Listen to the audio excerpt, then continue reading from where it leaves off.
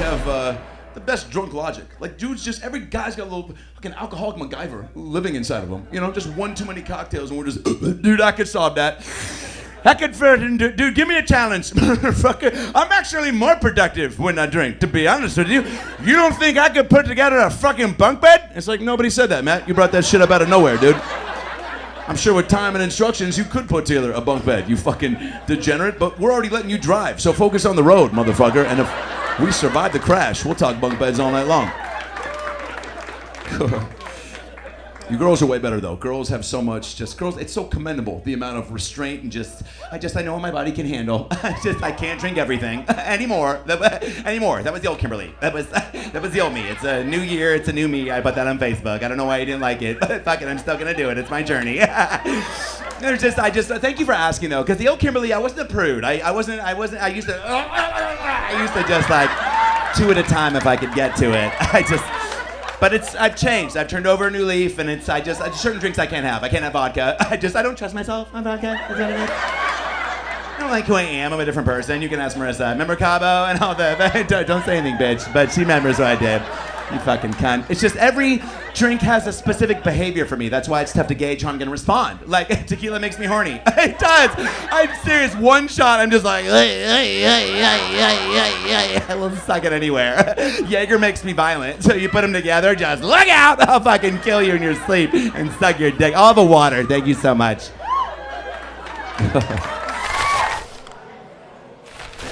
I've been arrested a bunch of times. You might have guessed that one too, huh? The last time I was arrested, I was minding my own business, lighting off firecrackers in Hermosa Beach. It's 4th of July. And I threw them underneath some horses with sheriffs on top of them. Because I'm a patriot. Real shit. It made 3 local newspapers and my mom cry. Just Google my name, Google Craig Conant, Hermosa Beach fireworks. There's an article titled Deputies Lasso Lamita Man. I was Lamita Man, baby, yeah. But the cops are idiots. They're like, why were you running? Because you're fucking chasing me on horses. Have you guys ever been galloped after by a posse of sheriffs on horses? You feel alive, you know? And then they're like, where are the drugs at? Where they at, hippie? And I was like, in my body. You too late, piggy. I fucking did them.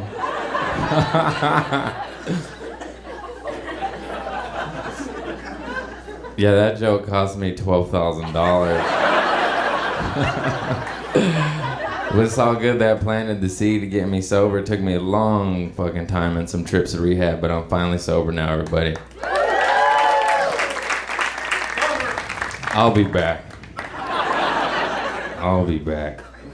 The weirdest part about being sober is I still look like this, you know? And I still sound like this. I did too much, man. One time I ate mushrooms 5 days in a row, and on the 5th day, I thought I went retarded. Like I did, I convinced myself so much so I called my mom. And I was like, hey mom, I'm retarded now. And she goes, oh honey, I know.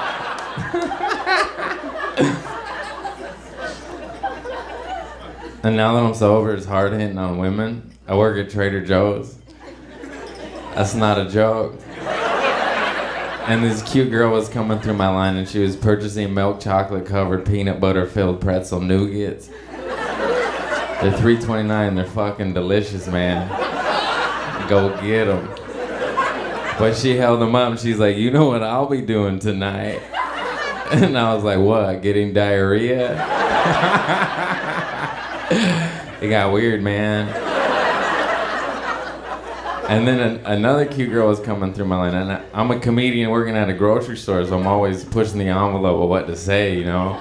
And this girl was purchasing toilet paper, and I just looked at her and was like, oh, gonna wipe that ass tonight, huh? It got weird again, dude. It took me a long time to get clean. I think it took me so long to get sober and clean because I was a fun drunk.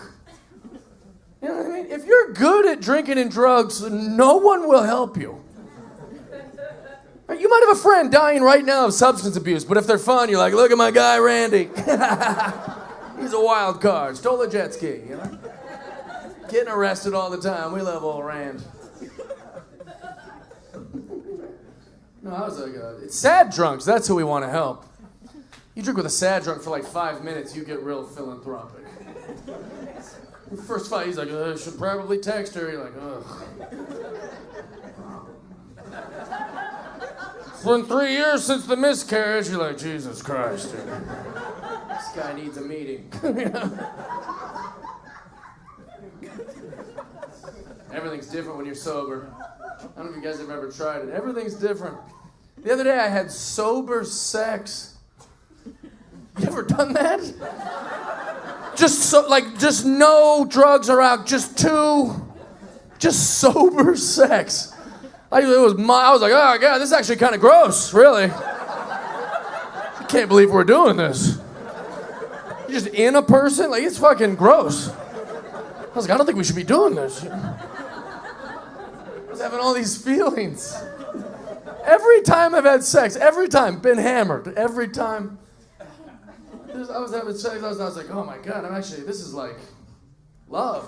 You know what I'm saying? This is, holy shit, what's your name again? I love that you're drinking white wine. That's so classy. You are classy. Yeah, you exude class. I like that. I don't like a girl who drinks a lot of vodka cranberries, because that just means that she's an alcoholic trying to get rid of a urinary tract infection. This girl's clapping. That's what he's drinking. I don't drink. I had to quit drinking because I kept drunk dialing people, which is like the worst thing ever. Like, have you ever been so drunk you tried to text message someone from a payphone? Do you guys know what payphones are? It's 2012. One time I got so drunk, I prank called the Navy. And they will call you right back. They're like, hello, this is the United States Navy. I was like, B6, and then I hung up.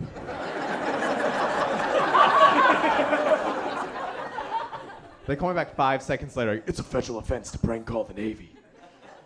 And you sunk our battleship. You owe us 200, click. I'm not talking to you anymore. There's so many cars. It's like the traffic is big. But actually, even though there's so much more traffic here, I like driving here more than I did in Finland, because here the law is different. Because here you can take a right on the red light.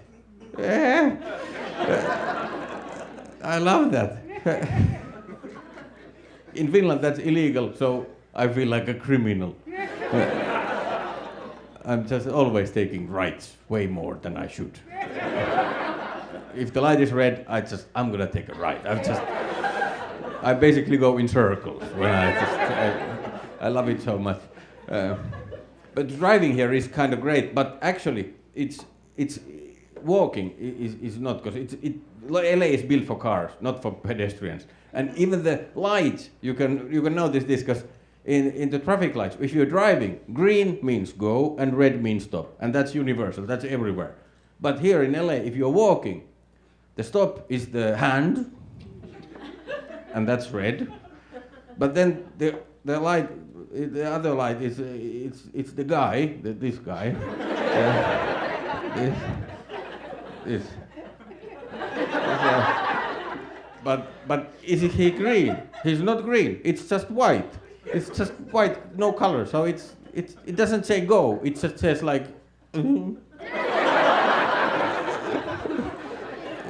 Maybe it's like just.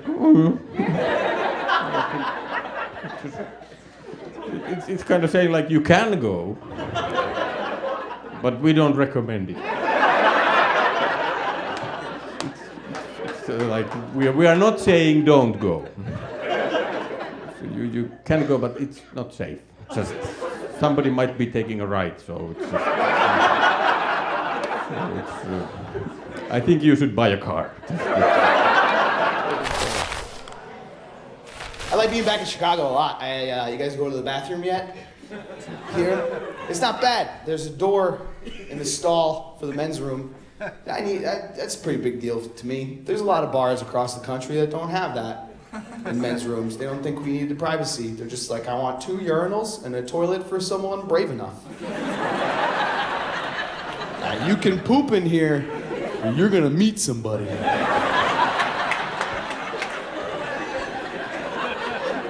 I had to use one of those bathrooms. That's why I bring it up. I'll tell you where it is, because it's here in Chicago. It's Gallery Cabaret. And somebody's pooped there before. It's a long hallway of a bathroom you can't lock and you can't hold shut, because at the end of that hallway is the toilet, just sitting there, and then a urinal right there. So if you come in to pee, I'm the first thing you're gonna see.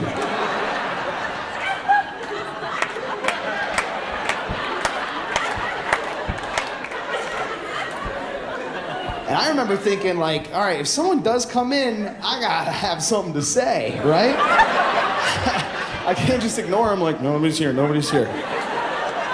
So I was rehearsing different options. My first thought, I'm a nice person, I'll just be nice. He walks in, I'll just, hello, like that.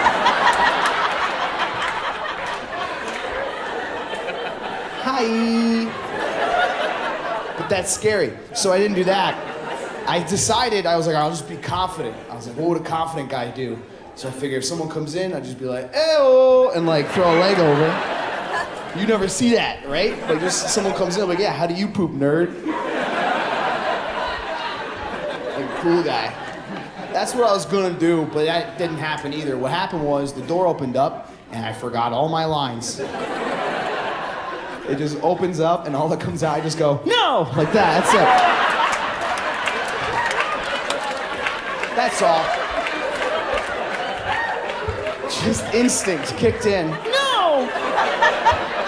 And he had a tattoo and a beard, so I'm like, this is how it ends. No! Yes! Okay. Fine. But I remember, I go, no! And he goes, Jesus Christ! And walked out of the bathroom. He just sees me like that. And I felt so bad that I scared him and I thought he was mean. This is how bad I felt, because when I walked out of the bathroom, I opened the door and I hit him with it because he was standing in front of it and guarding it and not letting anybody else in until I was done. Yeah, I felt so bad. I bought him a beer. His name's Jonathan. He's from Kentucky. He likes photography, but that's not what he's doing right now. I wouldn't have known that unless I said hello. Assuming he's mean. Tattoos used to be a mean thing, exclusively, right? Like 40 years ago, you saw a guy covered in tattoos, he made you nervous. Now, he makes you lattes. Like, he's a lot nicer. He's so nice. He used to be a biker, now he's a cyclist. Like, he's just for the environment.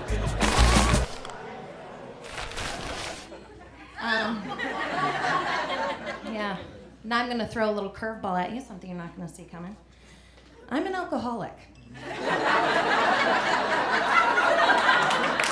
Yeah. I'm like, whoa, fuck, where'd that come from? It's true. It's a fact. And I recently got sober. I'm giving it all to you tonight. Giving it all to you. I did. I recently got sober, and getting sober really has you reflect on your life, like what you used to be like versus what you're like now. You know, like I used to get really excited about 2-for-1 happy hour, you know? And now I get excited about a free pen. I do. Because those therapists, they got that good ink, you know? They got that fancy grip. I used to pee the bed. Yeah, I used to pee next to the bed.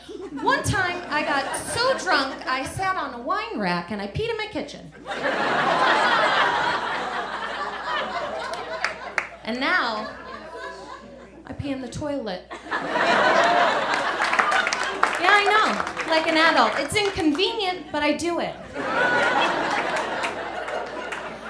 And once you open the floodgates and tell everybody that you're sober, they like to ask you all these questions, like, but you're a bartender, how does that work? You're a bartender. I'm like, imagine realizing I'm sober and now I have a fucking superpower? Mind control, motherfuckers! Jesus. Then they ask, do you miss it? Do you miss it? Are you fucking kidding me? Every goddamn day. Miss it. The other day I got lightheaded from a cold brew and I was like, can I just have this just for a minute? Everybody's trying to feed me water. No, I'm good. I just want to walk this one around a little bit. Feel her out. Haven't felt her in a minute. It's been a couple months. It's the old me. And the last one's like, are you sure? Are you sure you're an alcoholic? No, this one sticks with you because you're like, are you an alcoholic? After all that shit I just told you. Are you sure? Are you sure you're an alcoholic? And then it's like, the universe comes down in the form of a Facebook status update from 8 years ago. And it says, left my phone at the bar again. If you need me, I'll be at the bar again. And you're like, cool, just double check it. Apparently the chemical was vodka. Can you still help me move? No? Okay, cool. So I'm in this 12-step program and I have a sponsor and I was telling her about my sexual history and she goes, listen, Lisa, you need to do a 4th step sex inventory. I know, and I was like, what's that? And she goes, I want you to make a list of all the guys you've slept with, write down their names, we're gonna go over it next week. And I was like, their names?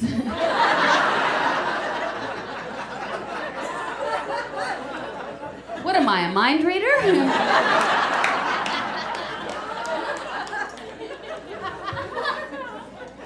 I'm writing things like, guy in red hat.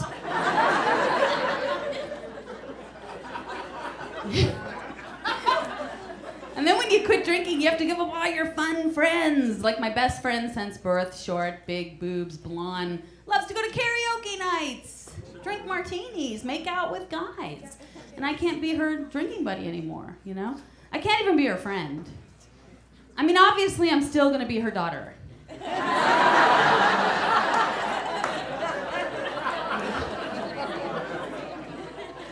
I went to a bar with my mom once. She goes, listen, honey, don't call me Mom, call me Linda. I said, but your name is Nancy. She goes, don't you girls like to get fake names when you go out clubbing? I said, Mom, yeah, El Torito's not clubbing. I'm kind of at the point now where I never feel that great ever. You know, people are like, how are you doing? I'm good. And in my head, I'm like, except for that weird rash on my elbow. Then I go on WebMD, what's with that weird rash on my elbow? It's like, well, you've got poison ivy or cancer. I hate that website. Anything you put in, I've got sniffles. What is that? Common cold or sinus cancer. Now try and go to sleep and think about that for a while. I've been drinking a lot more lately. Not like happy hour drinking, like woo drinking. More like sitting by myself in my kitchen over the kitchen sink under a fluorescent light, just staring out the window. Just make it better.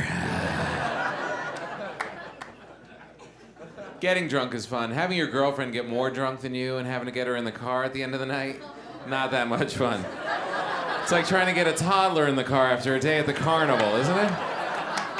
Where are your shoes? What happened to your shoes? No, stop crying and get in the car. No, I don't hate you, just get in the car.